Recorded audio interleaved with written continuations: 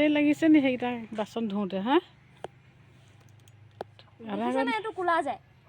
দেখিছোঁ ইমান সময় লাগে আইঅ কেৰি বেগ এটা নিমখৰ পেকেট এটা ভৰাই লৈছে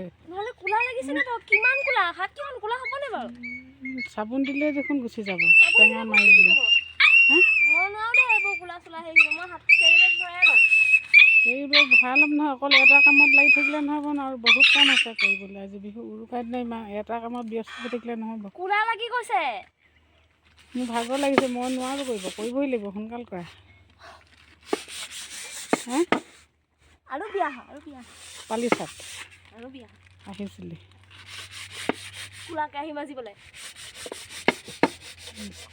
হ'ব দিয়া মই কৰিম থৈ দিয়া আৰু দীঘল দীঘলকৈ নখ থবা